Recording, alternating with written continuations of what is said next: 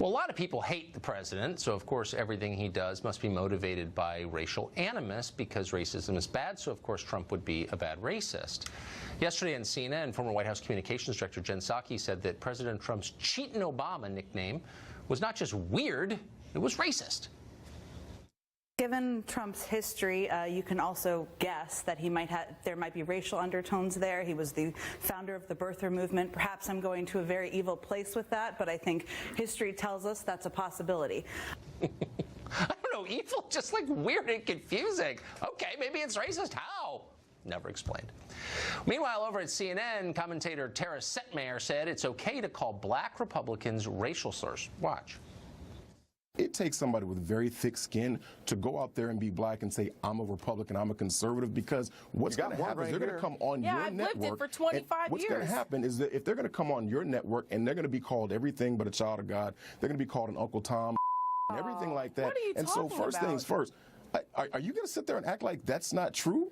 Well, if you act like it and someone calls you out on it, then we can't do anything about that. Maybe the messenger. So it's okay to actually call someone a particular name as long as you feel like they're acting like that. Is that what you're saying? Poor Don Lemon. Nice guy. Show's really unbelievable. Christopher Harris was on it the other night. He's the man you saw sitting there. He's executive director of Unhyphenated America, and he joins us tonight. So I watched that clip, and first I felt so bad for you, but I also thought it was kind of an amazing moment where you basically had someone defending the use of racial slurs because they're politically expedient. Well, what happened, Tucker, was that the left showed who they really are. I mean, of course, Tara calls herself a conservative and a Republican, but yeah, I mean, well, we'll let her say what she wants to say, but at the end of the day, what the left does is they try to put everybody in a box. Yeah. And we, with Unhyphenated America, what we believe is that America's best when it's unhyphenated. That if you believe in, if you embrace, if you understand that and embrace the principles of life, liberty, and the pursuit of happiness, then you're an American, and there's no need for any prefix or suffix. You're just an American.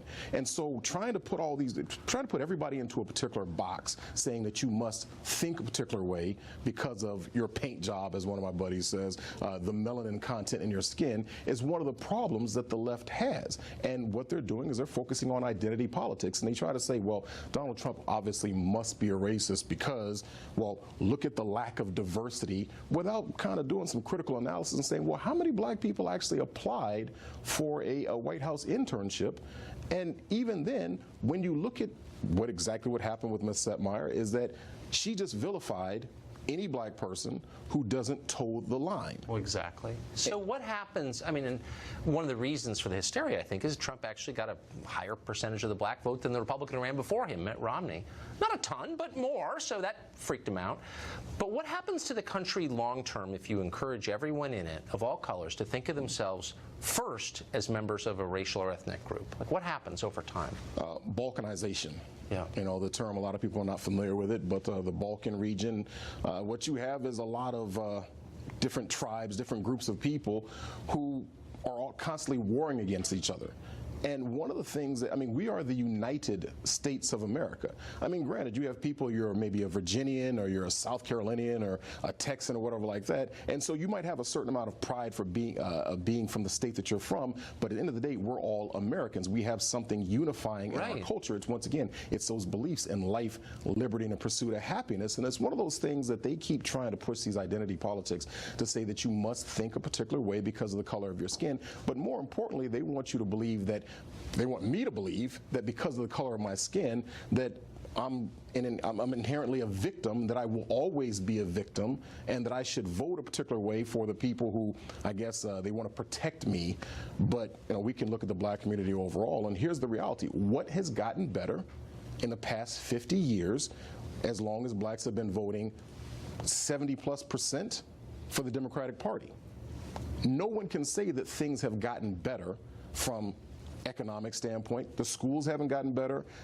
Economically, we're not doing better. Family-wise, we're not doing better. But yet these are the points that they keep wanting to push with these identity politic issues, and it's just really maddening. Do you think quickly that maybe the identity politics is designed to distract people from thinking about their actual circumstances, from asking the questions you just raised, which is like, is my life better? Am I making more? Is my family better off? If they can wave the red flag of race in front of you, maybe you won't think about those things. Well, you know, Don, the reality is, I mean, I attend McLean Bible Church, which is a huge church. It's an ethnically diverse church. I mean, I always say that the culture is Christian, but it's an ethnically diverse church. We have over 100 different cultures, ethnicities represented at our church. And when you have people interacting one-on-one, you know, there's no real issues of racism.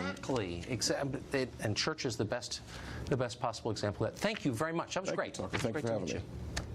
Google is expanding research efforts in China that could eventually help the Chinese military overcome the American military, and that's terrifying the more you learn about it.